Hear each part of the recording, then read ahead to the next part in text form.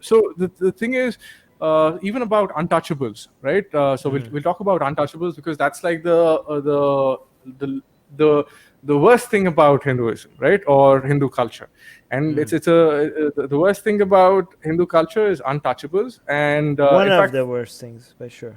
it is number one. It is number one. I mean, if you look at it, that is the most disturbing aspect of Hinduism. I I don't always think there think is. like, I mean, are you talking about scale or just the idea of itself? Because I think there's worse. I think the idea of your wife burning alive after you died, Oh yeah, but I'll come to that that. is worse. I'll come to that. Why that is not what how much the scale is very low there. Yeah, but Eh, okay, that's what I'm saying. If you're not talking about the scale of something, but just the ha, ha. idea of self, how Oh vile and disgusting the idea That is itself, true. That I is think true. that's the worst, right? That is Burning true. your That wife. is true. Yeah, That yeah, is yeah. true. Okay, so but okay, in terms of scale, I think Untouchables is like the worst, Right. right? Okay. Because it's more it was more common because I actually called my grandfather and my dad to find out to confirm how their experiences were, right, about this. And there are two things I would want to sort of say though, right? One is the Hindi word for untouchables is achut, right? And the Telugu word for untouchables is Anturani Valu, right? And the word for the linguistics of communicable diseases in India is Antuvyadi, which is touch disease. Antu is touch, and Antuvyadi is disease. So, I mean, we're talking about a reality not so long ago. We're talking about this untouchability was a thing just 70 or 80 years ago, right? I mean, it was a prevalent thing, and we're talking about a time, and definitely, I mean, this is somewhere you can say Hinduism didn't know about the germ theory of disease, or this is why science is better, penicillin, right? So, the diseases. Hello, hello. Go on, go on. I can Oh, hear you. okay. Before germ theory of disease or penicillin, diseases like leprosy, plague, smallpox were like a very, very common thing. In fact, my grandfather's generation, there were people who had smallpox, right? And when I was a kid, there were people who had leprosy and who were begging on the streets. So this was a very common part of like you would have observed it in your lifetime.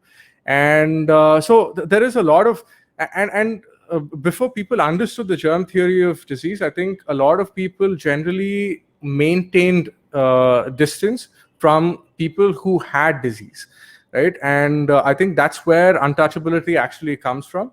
And it's exactly like we are compensating for a bug that is going around, right? Social distancing, quarantining people, Wait, keeping this them is away. your theory, or is this your guess, or does this come No, no. from any? This is how it was practiced originally, even until recently, right? And then but the problem with the Hindu society is that But just to they've. be clear, I do not know. I do not. I haven't looked into this, so I don't know if Oh this yeah, is yeah. true. So Please go for yeah, it. Yeah, please go for it. yeah. But what I wanted to say is that, but it became entrenched. That's what happened, right? So it's almost like you've been inheriting a profession through the caste. So you've also started inheriting disease through the caste, right? So that's how the stigma sort of continued. And I think if we a good way to do the research is that we could probably like, I mean, if you when you're looking at if you want to do research, then there are epigenetic markers that viruses sort of leave behind. There are also selection pressures on the genome when it comes to developing Wait, immunity, right? are you suggesting that they're lower caste? Okay, I'm not saying you're saying this. I'm just guessing. I'm just asking. No, I'm not guessing. I'm saying if you want to Asking. find proof. I'm saying if you want to find proof. Wait, no, wait, That's wait, wait, wait, wait, wait, wait. Are you suggesting that different caste systems are different from each other genetically because of the effects of disease on them? I'm saying you could find some proof. I'm saying the burden of disease.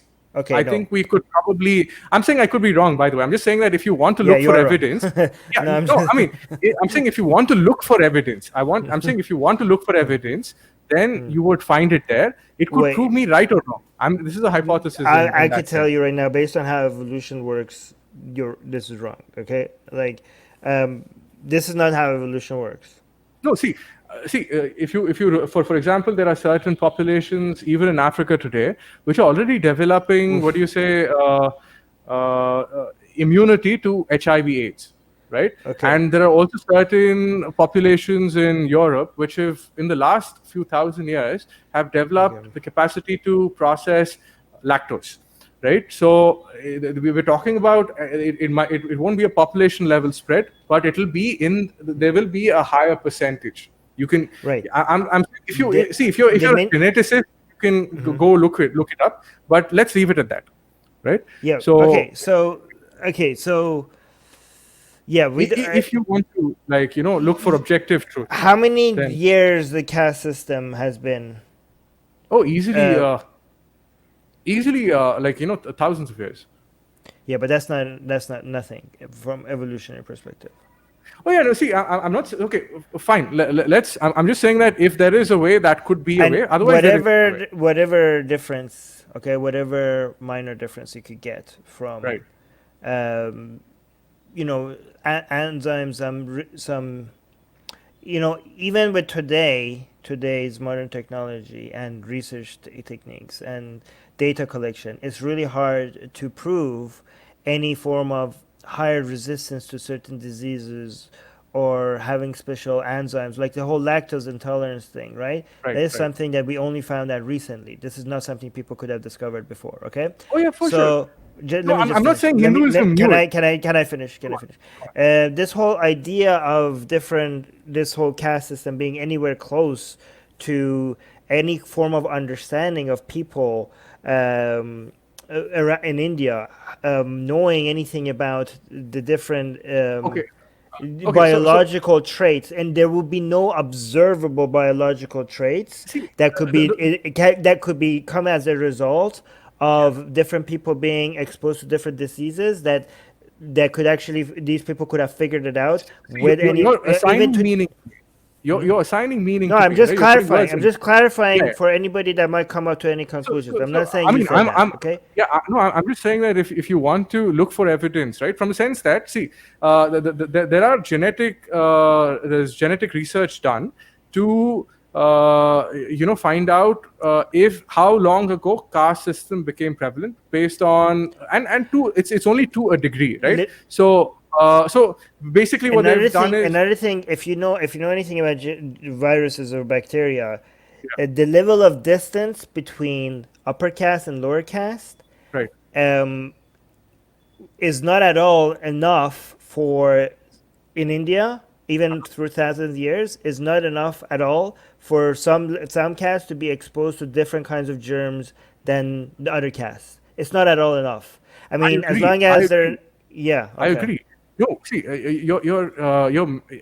my plot is, or at least what I'm trying to state here is that I'm not saying that there's a superiority or an inferiority or anything like that. Sounds like that though. No. That's not what I'm saying. What I'm saying is, if you want to look at why this particular thing came into being, then I'm cannot saying that be because of this, because these particular thing that you're referring to it requires human decision making, and this human decision making cannot be based on anything that is not observable. Yeah, I agree. So see, I'm not saying that Hindus knew about genetics. I'm not saying that they knew any of these things. So it cannot be based on this. It cannot. They had no foundation for that. They had no foundation for that. What I'm saying is that they've isolated people based on symptoms, right? For example, if you have pock marks or if you have visible symptoms of disease, right? And so you had leper colonies in Europe, right? So it's kind of similar to that, but the survivors ended up being a significant group of untouchables. I mean, I'm saying that that's how this is an extraordinary claim. You understand that? Yeah, it is, and that is why I'm saying that I'm making the claim. But unless and there is a way to find evidence for it. I've just proposed the way to find evidence for it. It could prove me right or wrong, but it's everything on wrong. But okay, you know your friend Razib Khan, right? Why don't you get him to sort of do the research, right? But this is just a proposal on my part. right? Anyway, so let's move on from that. I would If actually you bet it would be given how many. Okay, if I was a betting man, again, I don't. This is a hypothesis by me, not a theory. Okay, Right. but I would say that the immune system of lower caste people or outcasts would be better than the upper caste, exactly. That's what I because mean. not because of what you said, Because but they because survived. of not. Well, no, because first of all, I don't. This is within one generation. Nothing that they actually pass to the next generation. Okay, because of the exposure they have to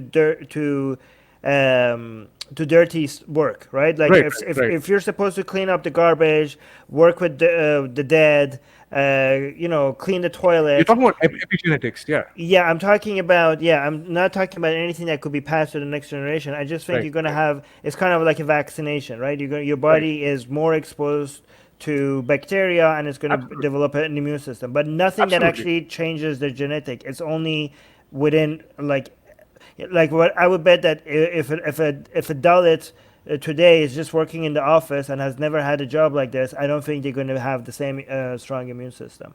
Right, Right. absolutely. I mean, I agree. I mean, even in my guess, I would say Dalits would actually have a better immune system. In fact, even if what I'm saying Yeah, is but right, that's something. it Yeah, would be but that better. would it would be better, but it would stop being better as soon as you give them a different job.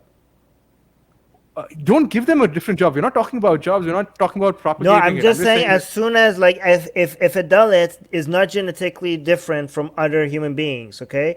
If you right. give it if a Dalit has an office job that has nothing to do with any work that is makes them exposed to bacteria, they will Right. not have a stronger immune system. Like genetically, we're the same people. Absolutely. Okay, let's go Okay. with that. Let's leave Okay. science to the scientists, right?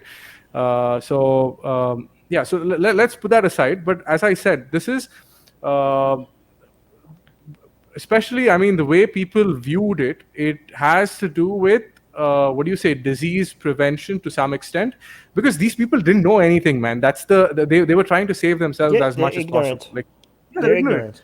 They're Yeah. ignorant. Yes, yes. Yeah. So that's how history went And that's about. what we're fighting. We're fighting ignorance. Absolutely, we should continue. But I'm saying that if you explain to these idiots that you know what, this is why you were acting irrational, right? So that is why you don't have to. And today penicillin and germ theory has done away with it. That is why you don't need to do it anymore.